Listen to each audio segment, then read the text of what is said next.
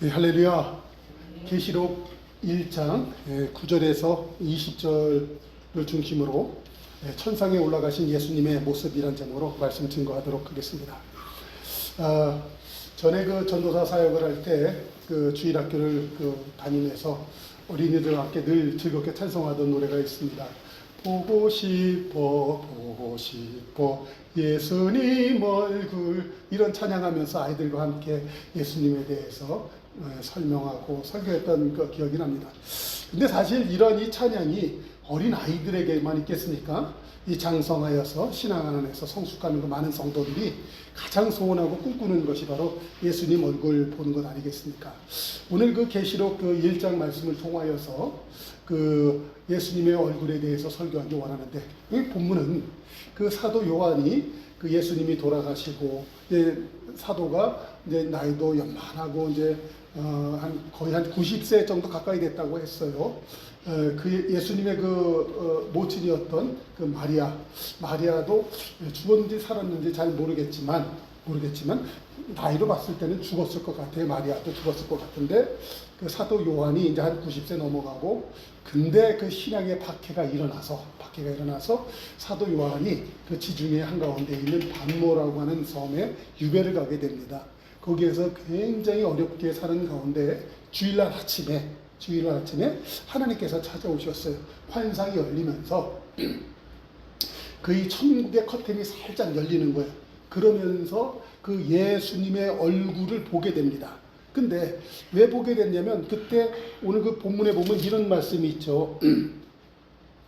10절에 보니까 주의 날에 내게 성령의 감동이 되어 내 뒤에서 나는 나팔 소리 같은 큰 음성이 들렸는데, 그때 너의 보는 것을 책에 써서 에베소서, 서모나, 버가모, 두라디아, 사데, 빌라델비아, 라오디아게 7개에 보내라 하시기에, 이 사도가 몸을 뒤돌이켜서 그 음성이 어디서 나나 하고 딱 보는데, 7 금촛대 사이에서 인자 같은 이가 이 옷을 입고서 이렇게 움직이는 모습이 보이는 거예요.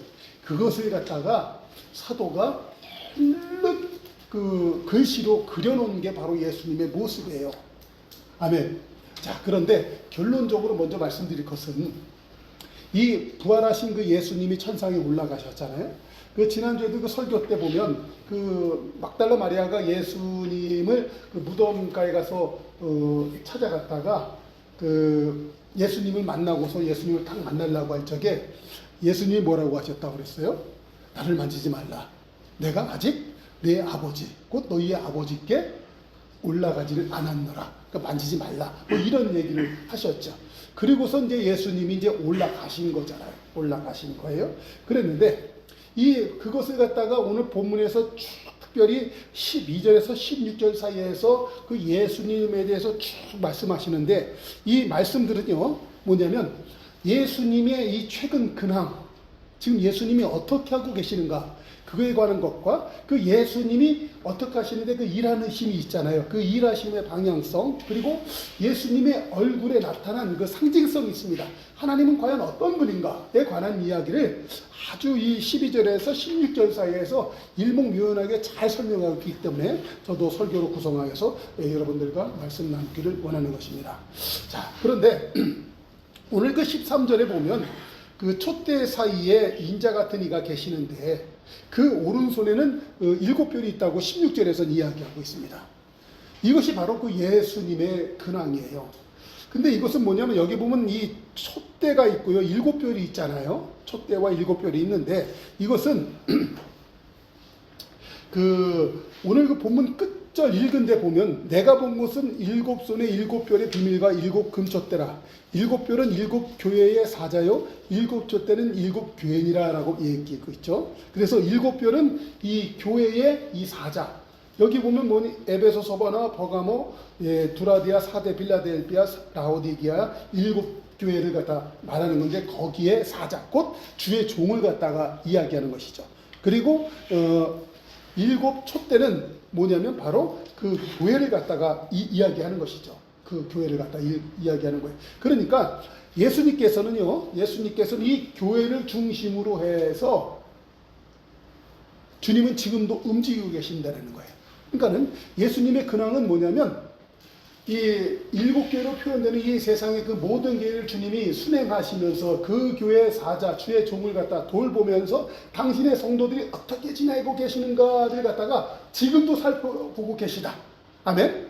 그런 의미에서 보면 지금도 예수님께서는 오늘 또 계속할 텐데 발에 끌리는 옷을 입고 가슴에 금띠를 띠시고 지금도 우리 성도들과 우리 교회에 주님이 순행하시면서 우리 성도들을 돌보고 계시는 것, 이것을 믿으시는 은혜가 있기를 축복합니다.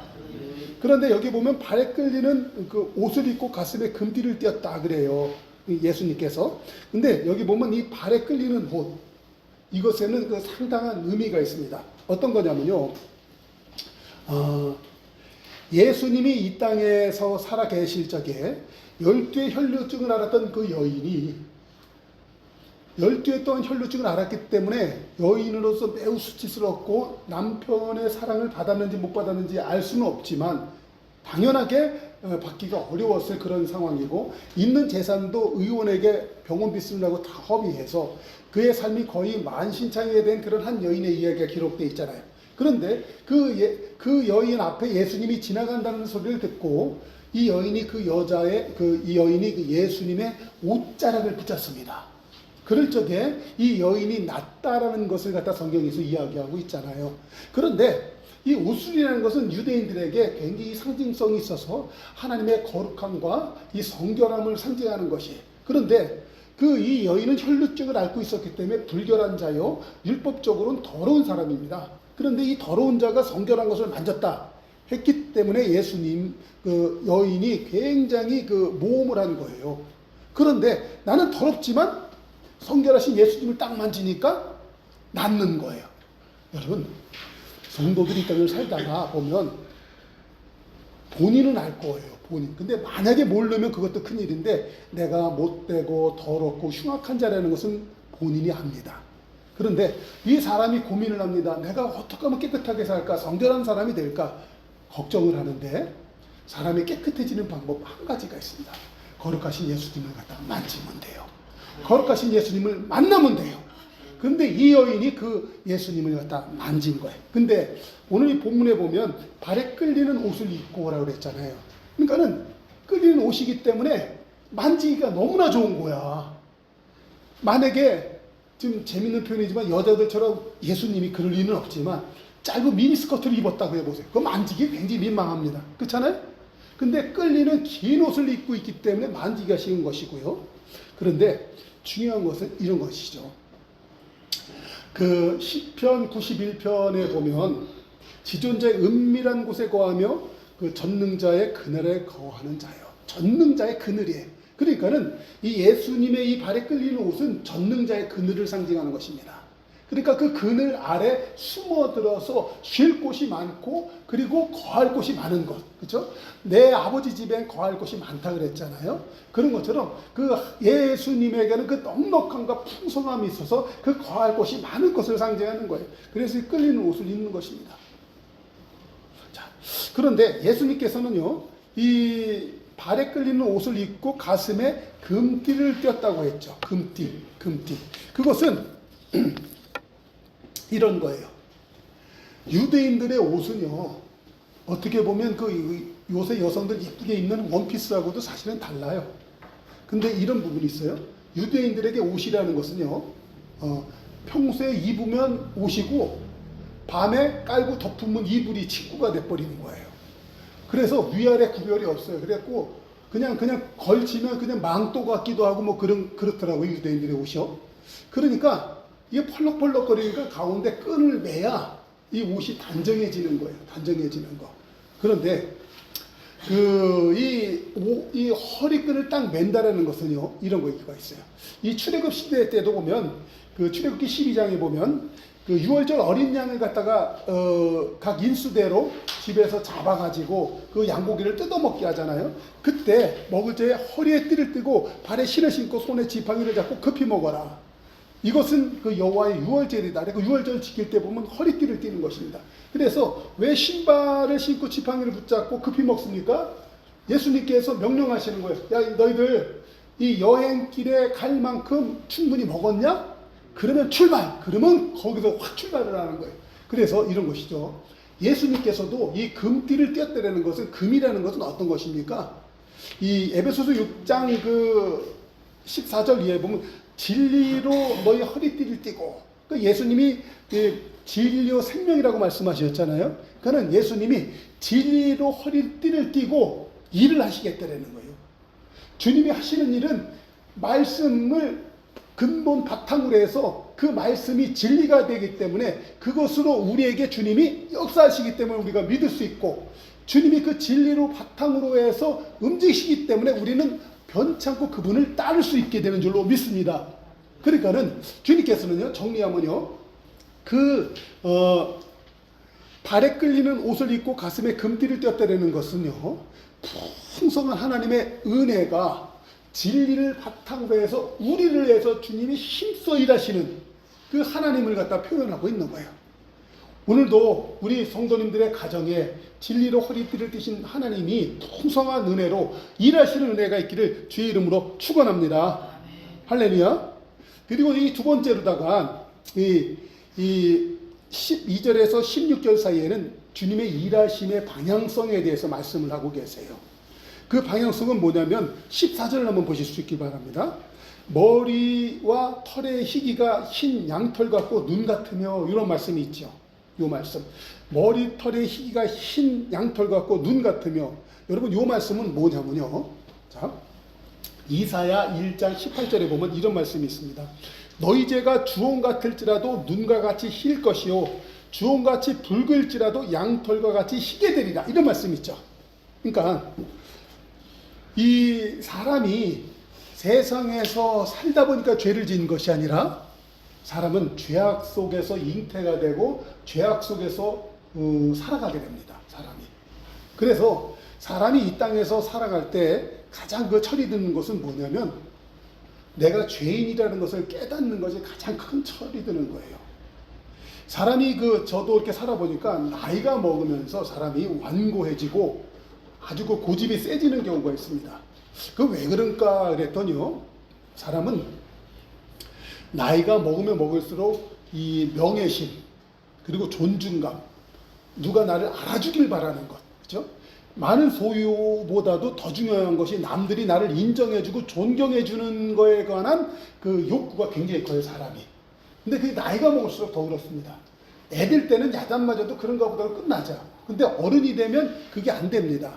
근데 나이가 먹으면서 정말 훌륭한 분은 뭐냐면, 나는 아무것도 아니야.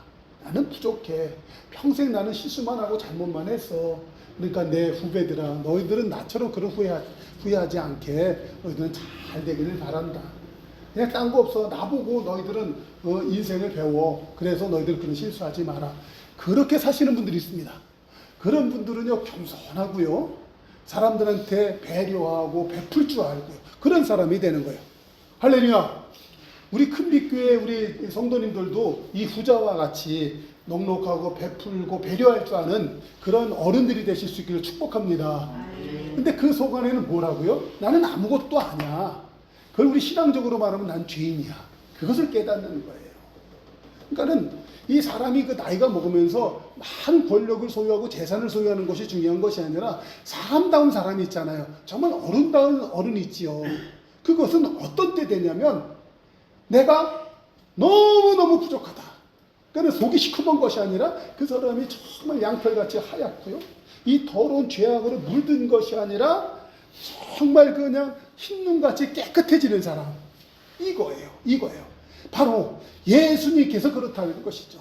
그래서 예수님이 세상 죄를 지고 가는 하나님의 어린 양이 되어서, 하얀 양이 되어서 예수님이 우리를 위하여 죽어주신 것 아니겠습니까? 그런데 여기 본 하얗고 눈 같은 것, 이것은 어떤 거예요? 바로 이 성결하시고 거룩함을 갖다 상징하는 거잖아요. 거룩하고 성결하신 분, 이것을 상징하는 것입니다. 그래서 장차 우리 예수 믿는 사람들이 보면, 요한계시록 14장과 7장에 보면 그 하늘에 올라간 성도들이 입는 옷이 있습니다. 그것은 무엇입니까? 하얀 세마포 흰 옷을 입게 되는 거예요. 여러분, 예수님도 머리털서부터 그 옷이 입은 것이 하얀 것처럼 성도들도 하얀 세마포 옷을 입는 거예요. 그래서 이 땅에서부터 성결하고 거룩한 삶을 갖다가 따름으로 성도들이 이 땅에서부터 하얀 옷을 갖다 준비하는 것이죠. 할렐루야.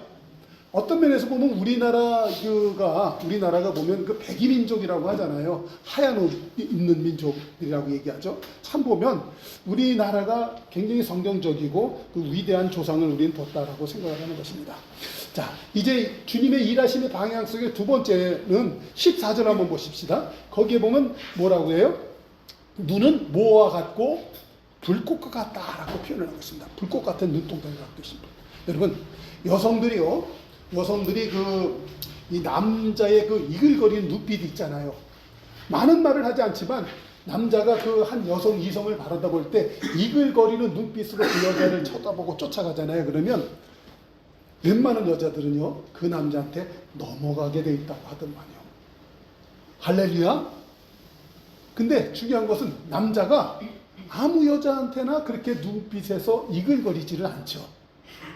근데 또 문제는 어떤 남자는 여자만 봤다 하면 그냥 눈에서 불이 나가는 사람이 있습니다. 우리는 그걸 뭐라고 그래요? 주책바가지라고 하죠. 그런데 예수님께서는요, 주책바가지예요.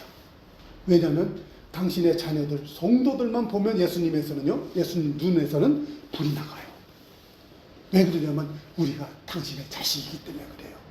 여러분, 부모가 자식을 바라다 볼 때 눈빛이 그렇지 않습니까? 전에요, 제 자식한테, 우리 딸한테 무슨 안 좋은 일이 사실 있었어요. 말은 할 수 없지만 내 눈에서 불이 나가더라고요. 그 자식 내가 진짜 이런 표현하면 그러지만 그 자식 내가 쳐 죽인다. 내가 진짜 법이 있고 내가 목사라는 신분이 있기 때문에 내가 그놈을 놔뒀지, 내가 그런 마음이 막 들더라고요. 매일 그러진 않아요. 이제 그때 한번 그랬었습니다. 여러분, 하나님이요, 우리 성도들을 행할 때 그런 이글거리는 눈빛으로 우리 성도들을 불꽃 같은 눈동자로 쳐다보고 계신 거예요.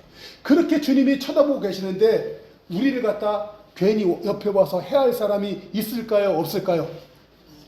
여러분, 예수님의 그 눈빛이 나를 갖다 지켜보고 계시기 때문에 세상에 악한 자가 나를 근접하지 못하고 번접하지 못하는 것을 아실 수 있기를 바랍니다. 그러므로 좁은 길을 걸어갈 때 악한 자와 그 도적들이 들끓 적에 염려하지 않아도 될 것은 그 주님이 나를 지켜보고 계시기 때문에. 할렐루야. 이제 그 주님의 일하심의 방향성의 그 세 번째는 뭐냐면 15절에 보면 그의 발은 풀무불에 단련한 주석과 같다라고 합니다. 여태까지는, 자 보십시오, 예수님의 이 사역의 방향성이 보면 정말 그 은혜롭고 풍성하고 금띠로 허리띠를 띠고 진리로 허리띠를 띠고 우리를 위해서 열심히 내시는 그런 분으로 표현되어 있는데, 여기 보면 그 발은 풀무불에 단련한 주석과 같다는 것은요, 사실은 살벌한 얘기입니다. 그러나 우리 믿는 사람들에게는요, 이 원수를 갚아주심으로 인하여서 우리에게는 잔칫날이 되고요, 원수 믿지 않던 자들에게는요, 죽음의 초상집의 날을 갖다 상징하는 것이에요. 보면 이 주석이라는 것은요, 풀무불에 단련한 이 주석, 뭐예요? 펄펄 끓는 샘물이에요. 펄펄 끓는 샘물. 그러니까는 예수님이 그 발로다가 펄펄 끓는 그 샘물 있잖아요. 그걸로 무엇을 갖다, 사람을 갖다 확 밟아보세요. 그 사람 겨 죽는 정도가 아니라 녹아서 없어져요. 그죠? 그런데 여기 보면 이것이 그 계시록 2장에 보면 이 7교회에 대한 얘기들이 쭉 2장 3장에서 나오는데, 거기 뭐 두아디아라는 교회가 있잖아요. 이 두아디아는 그때 당시에 주석의 이 산지예요. 주석의 산지. 그리고 그래서 그 용광로 재료업이 굉장히 발전한 곳이에요. 그래서 이 쇳물을 갖다가 온 세상에다 확 뿌린다고 해보십시오. 어떻게 되겠어요? 불바다되는 거 정도가 아니라 전부 다 녹아 죽고 타 죽고 다 없어지는 것이죠. 그래서 그 발은 풀무불에 단련한 그 빛 같고 주석 같다라는 것은 하나님의 심판을 상징하는 것이에요. 그래서 이 계시록 그 2장 22절 그 두아디아 교회에 대해서 그래요. 그를 내가 침상에 던지고 내가 그 간음하고 회개하지 않은 그 사람들은 내가 큰 환난 가운데 던져버리겠다. 그런 상징 말씀을 하시고 그 27절에도 보면은 이런 거예요. 내가 그 철장을 가지고 그들을 다스려 질그릇으로 깨트리는 것과 같이 깨트려 버리겠다. 그런 거예요. 여러분, 그러므로 주님의 일하심의 방향성은 무엇입니까? 하나님은 진리로 허리를 띠고 긴 옷을 입으시고 은혜로 우리를 덮으시지만 그 하나님의 구원의 때요 은혜의 때가 지나잖아요. 그러면 심판의 날이 있다는 것을 갖다 상징하는 것입니다. 그래서 우리 그 고린도후서에 보면은 지금은 은혜 받을 만한 때요. 보라 지금은 구원의 날이로다.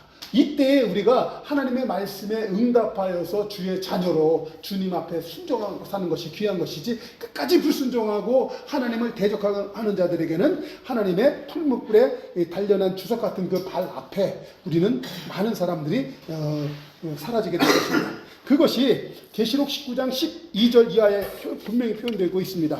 거기에 보면 이렇게 말씀드려 있죠.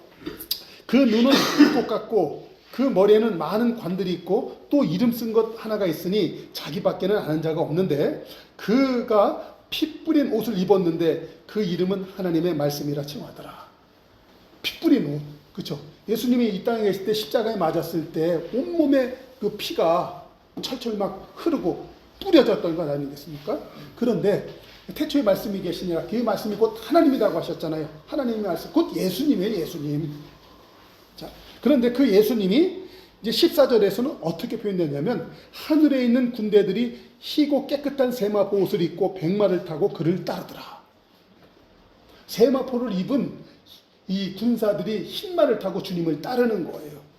따르는데 그 예수님의 입에서 예리한 검이 나오니 그것으로 만국을 치겠고 친히 그들을 철장으로 다스리며 또 친히 하나님의 전능하신 이의 맹렬한 진노주 포도주 틀을 밟는다. 이렇게 되어 있잖아요. 여러분, 주님은 처음에 그 초림하였을 때는 십자가에서 달려 죽는 예수님이지만 부활하여 승천하신 다음에 이 땅에서 우리가 그 하늘에서 우리를 갖다 돌보시다가 주님이 다시 오시는 날이 있습니다. 그때는 처절한 심판을 갖다가 성경은 이야기하고 있는 것입니다. 그러나 자식을 죽이는 아버지 없듯이, 그죠? 우리 주님께서는요, 당신의 자녀들은요, 보호하십니다. 그러나 당신의 나라에 배반하고 당신의 나라에 도전했던 악마의 자식들 있죠. 그들에게는 처절한 죄가 아픔이 있게 될 것이라고 성경은 분명히 이야기하고 있는 것입니다. 그러므로 이제 우리가 이 땅에 있을 동안에 우리가 해야 될 일들은 아직도 하나님의 그 구원의 방주에 올라타지 못하고 하나님이 누구신지를 몰라서 여전히 반항하는 사람들을 그 하나님의 사랑으로 그들을 갖다 권면하고 누구든지 주의 이름을 부르며 구원을 받는다고 했으므로 그들을 구원하는 일에 앞장서는 우리 성도들이 되실 수 있기를 축복합니다. 예. 이제 세 번째로다가는 12절에서 16절 사이에는 예수님의 얼굴에 대해서 구체적으로 이 상징 이야기하고 있는데 그 얼굴에는 이 상징성들이 있는 것입니다. 한번 16절을 한번 보실 수 있길 바랍니다. 16절에는 그 얼굴은 해가 힘있게 비치는 것 같더라 했죠. 그 얼굴은 그 해가 힘있게 비추는 것 같은 것. 여러분, 사람이요 얼굴에서 이 광이 난다고 하죠. 보통 일반적인 사람들도요 그 인생을 갖다가 지혜롭게 살고 인생을 아름답게 살고 인생의 그 풍부한 삶을 사는 사람들은요 그 얼굴에서 광채가 나게 되어 있습니다. 여러분, 얼굴이라는 것이 무엇입니까? 얼이라는 게 뭐예요? 영혼 안에 굴은 그것이 담기고 있는 꼴이라는 표현이죠. 그래서 우리는 그 예수님을 믿기 때문에 그 관상은 믿지 않지만 우리는 관상 이상으로다가 우리는 얼굴을 보면 그 사람이 어떤 생각과 어떤 삶을 살았는가를 우리는 알 수가 있잖아요. 그렇죠? 저도 그 목사로서 한평생 살지만 그래도 감사한 건 어디 가서 보면 그 도둑놈 같다 소리는 안 듣게 돼서 감사한데 실제로 난 행동을 도둑처럼 살았던 적도, 그런데 그게 많지 않기 때문에 하나님이 그 덮어주신 것 같아요. 그렇죠? 그래서 그래도 그냥 도둑놈 같지 않게 그래도 최소한의 어떤 그 신자다운 모습을 얼굴에 나타나게 하신 것 같아요. 그런데 예수님은 어떤 분이십니까? 하나님 아니시겠습니까? 하나님은 성결하시고 존귀하신 분이신데 그 평생의 그 당신의 자녀들을 사랑한 그 넉넉한 그 사랑이 얼굴에서 배져 나올 때 그 예수님의 얼굴을 바라보는 사람들마다 감동하고 감격하게 되고 정말 예수님이 계신 곳이 우리는 천국이라고 믿지 않겠습니까? 그래서 그 예수님의 그 얼굴을 볼 때 많은 사람들은 기뻐하고 감격하게 되는 것이죠. 그런데 놀라운 것은 그 예수님의 얼굴이 뭐와 같다? 해가 힘있게 비치는 것 같다. 해가 힘있게 비치는 것 같다. 여러분이요 어디 가서 잘 되고 못 되고의 문제가 아니라 여러분의 얼굴에서 진짜 예수님처럼 얼굴에서 광채가 나잖아요. 그러면 여러분의 삶이 바뀌게 됩니다. 이것이 신앙의 힘이에요. 뭔 얘기냐면 저도 짧은 인생을 살아봤지만 이렇더라고요. 사람이 어떤 일을 훌륭한 일을 해서 잘 되는 것이 아니라 잘 될 사람은 그 얼굴에서부터 힘이 있어요. 잘 될 사람은요, 큰 일을 할 사람은 얼굴에서 광채가 나요. 그러니까는 어떤 사람 맨날 이런 것 있잖아요. 입에서부터 죄송한 얘기지만 욕들 있잖아요.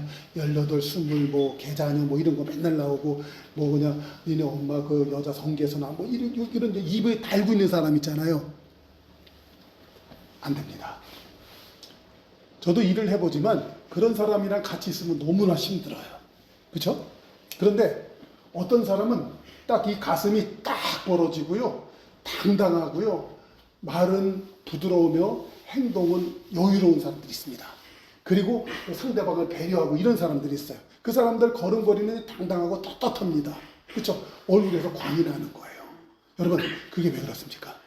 모세가 그 시내산에 올라가서 하나님의 그 십계명 말씀을 받을 때 그 영광스러운 주님과 대면하는 것 아니겠습니까? 그랬을 때 이 모세의 마음속에 천국이 이루어지는 거예요. 하나님의 뜻이 온전히 임하는 거예요. 모세가 전에는 젊었을 때 혈기로 인하여서 사람을 쳐 죽이는 그런 사람으로 도망자로서 살기도 했었잖아요. 그러나 그 모세가 그 하나님을 딱 만나고 나니까 그런 어떻게 보면 죄송한 표현이지만 쥐새끼 같은 마음이 사람에게 있잖아요. 그런데 사자와 같은 마음, 호랑이와 같은 마음이 그 속안에 딱 생기고서 이 아래 그 시내산 밑에 그 이스라엘 백성들 앞에 딱 내려오니까 이스라엘 백성들이 어떻게 해요? 모세의 얼굴에 광채가 나는 것을 보고 두려워서 사람들이 떨 정도로. 그렇죠? 여러분, 사람이 그 얼굴이 돼서 일을 하면 안 될 일이 되는 거예요. 그런 얼굴이 되면 사람들이 나를 찾는 거예요. 할렐루야! 우리 성도들이 예수님의 영광을 바라보기에 힘써 기도함으로 여러분 얼굴에서도 그런 광채가 나실 수 있길 주 이름으로 축원합니다. 그러므로 우리 신앙이라는 게 얼마나 멋지냐고요. 나 한평 살아갈 때 정말 성공하고 싶고 멋있게 살고 싶어. 그런데 진짜 성공은 뭐냐면 신앙의 관계로서 하나님과 나의 관계가 그렇게 1대1로 얼굴을 대면하는 관계로 나갈 적에 하나님 이미 우리를 갖다 승리하도록 하시는 거 믿으시기 바랍니다. 출애굽기 34장 29절 말씀 한번 보도록 하겠습니다. 자, 같이 읽어요. 시작. 모세가 그 증거의 두 판을 모세의 손에 들고 시내산에서 내려오니 그 산에서 내려올 때 모세는 자기가 여호와와 말하였으므로 말미암아 얼굴 피부에 광채가 나나 깨닫지 못하였더라. 아론과 온 이스라엘 자손이 모세를 볼 때에 모세의 얼굴에 피부에 광채가 남을 보고 그를 가까이 하기를 두려워하더니. 아멘. 우리 집사님들이 이런 분들이 되실 수 있기를 축복합니다. 할렐루야. 자, 이제 하나님의 그 얼굴의 그 상징성 두 번째 15절에는 이렇게 말씀하고 있습니다. 그 음성은 많은 물소리와 같다며. 그 음성은 많은 물소리와 같다. 한마디로 말해서요, 여러분, 큰 폭포수 밑에 가서 아무리 소리쳐도 들려요, 안 들려요? 옛날에 그 우리 명창들은 폭포수 밑에서 이렇게 그 득음을 했다고 하죠. 그 폭포수 소리를 뚫고 나오는 소리를 했다고 하죠. 근데 그건 조그만 폭포수고요. 큰 폭포수 있잖아요. 어떻게 보면 그냥 대작하는 이 풍랑과 같은 그 소리. 그런 소리에서 세상의 잡소리들은 다 묻히는 것 아니겠습니까? 여러분, 온 세상에 충만한 하나님의 말씀, 그 말씀은 세상의 소란스러운 모든 잡소리를 갖다가 잠잠케 한다는 것이죠. 그래서 그 음성은 많은 물소리 같다는 것은요, 모든 것을 덮는 압도적인 은혜, 그리고 엄청난 능력을 갖다 상징하는 것이에요. 할렐루야! 여러분, 그 하나님의 그 현현을 봤던 에스겔은 그분의 음성이 들릴 때 이런 표현을 합니다. 에스겔 43장 1절 이하에 이렇게 돼요. 그가 나를 데리고 문으로 들어가니 곧 동쪽을 향한 문이라. 이스라엘 하나님의 영광이 동쪽으로부터 오는데, 그러니까 하나님의 현현이 나타나는 거예요. 하나님의 음성이 많은 물소리 같고 땅은 그 영광으로 말미암아 빛나니.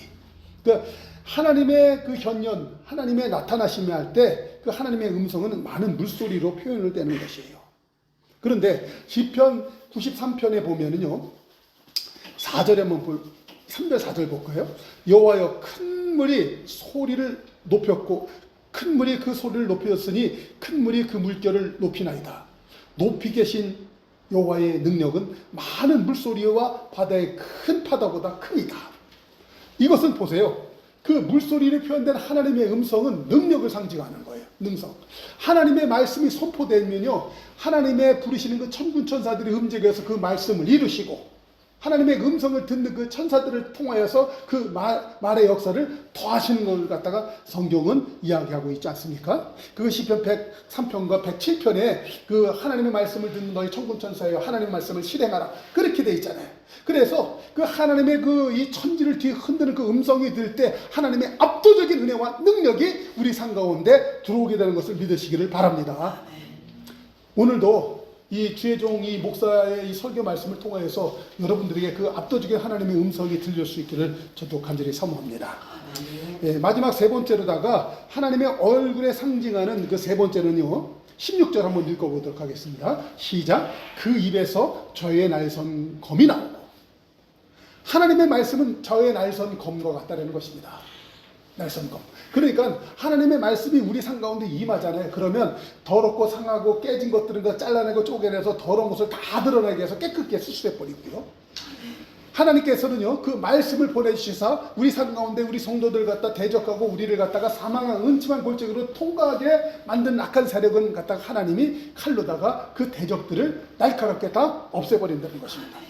히브리서 4장 12절 말씀 한번 읽어볼까요? 자, 시작. 하나님의 말씀은 살아있고 활력이 있어 저의 날선 어떤 것보다 예리하여 혼과 영과 관절과 골수를 찔러 쪼개기까지 하며 또 마음의 생각과 뜻을 판단하나니. 아멘. 하나님의 말씀이 이래요. 그래서 내 마음의 생각과 뜻을 갖다 다 드러나게. 그런데 내가 하나님의 말씀이 내 속 안에 있잖아요. 그러면 상대방의 마음의 생각과 뜻까지도 내가 알아볼 수가 있어요. 아멘? 그러니까 지혜롭다는 것이 무엇입니까? 어떤 사람과 이야기할 때, 협상을 할 때, 그렇죠? 계약을 하려고 할 때 상대방이 무슨 마음, 무슨 생각을 하고 있나 몰라. 근데 내 속 안에 하나님의 말씀이 있잖아요. 날선과 같은 말씀이 있잖아요. 그러면 상대방의 생각과 뜻을 갖다가 알아낼 수가 있어요. 다시 말해서요, 사람이 어떤 때 헷갈리냐면 내가 두렵고 쫄아 있을 때는요, 오판을 하기가 굉장히 쉬워요. 그렇죠? 두려움과 겁 속에 있으면요, 엉뚱한 판단을 하는 거야. 근데 내 속 안에 지혜가 있고요, 힘이 있고요, 여유가 있고, 무엇보다도 하나님의 능력으로 가득 차 있는 거야. 아멘. 그러면 보이는 거잖아요. 할렐루야. 많은 사람들이 세상에서 아기다툼하고 조금 있는 것 같고 막 서로 싸우는 건 무엇입니까? 서로가 죄송한 마음이지만 쥐새끼의 마음들이 있잖아요. 그렇죠? 조그만 그 나쁜 거. 그래서 표현하면 정말 죄송하지만 서로 그 사람들이 이 개새끼야 뭐 하고 막 그러잖아요. 그렇죠? 서로 개라고 하잖아요. 뭐예요? 가슴이 좁아진 거예요. 두려운 거예요. 떠는 거예요. 그런 속에서는 바른 판단이 안 나오는 것이죠. 그런데 하나님의 말씀과 그 능력으로 내 속 안에 가득 차 있는 거야. 할렐루야. 우리 집사님들이 그렇게 될 수 있기를 주의 이름으로 축복합니다. 이제 말씀을 정리하도록 하겠습니다. 이제 그 9절에서 12절에서 16절 사이에서 보면은 그 하나님의 그 모습을 갖다가 잘 표현하고 있는데, 그것은 바로 예수님의 근황을 갖다 얘기하고요. 또 예수님이 그 일하시는데 어떠한 방향성을 갖다 이야기하나 말씀하시고, 또 무엇보다도 그 예수님의 그 모습을 갖다 그리고 있는데, 그 예수님의 얼굴의 그 이 상징성이 우리에게 어떤 의미로 다가오나에 대해서 오늘 말씀을 증거하였습니다. 그런데 오늘 이것이 오늘날 우리에게 어떤 유익이 있고 우리에게 어떤 소망이 있나를 저는 설교 결론을 여러분들에게 말씀드리기 원하는데, 빌립보서 3장 21절에 보면 이렇게 말씀하고 있습니다. 그는 만물을 자기의 복종하게 하실 수 있는 자의 역사로 우리의 낮은 몸을 성도여 우리의 이 낮은 몸을 자기의 영광의 몸의 형체와 같이 변케 하시리라. 할렐루야. 무슨 얘기예요? 우리와 같이 우리의 낮은 몸에, 우리의 몸은 아직은 낮은 몸에, 그런데 우리의 몸을 갖다가 어떻게 한다? 당신의 영광된 몸의 형체와 같이 우리를 변케 하신다는 거예요. 다시 말해서 우리가 어떤 사람이 된다고요? 여태까지 예수님의 얼굴, 예수님의 모습, 예수님의 삶에 대해서, 그 행적에 대해서, 근황에 대해서 우리가 공부했잖아요. 들었잖아요. 앞으로 예수님이 이 땅에 다시 오셔서 영원한 세계가 열리면 내가 어떤 사람이 된다? 그런 예수님처럼 내가 변한다라고 성경은 분명히 얘기하고 있는 줄로 믿습니다. 그래서 창세기 3장에 보면 첫사람 아담이 선악과 따먹고 이 사단에게 속아서 하나님을 배반하고 이 에덴 동산에서 쫓겨나잖아요. 그렇죠? 그 첫사람 아담이 정말 내가 하나님처럼 되고 싶다 면 좋은데 하나님을 사실 쫓아내고 자기 하나님 되려고 했던 거죠. 그렇죠?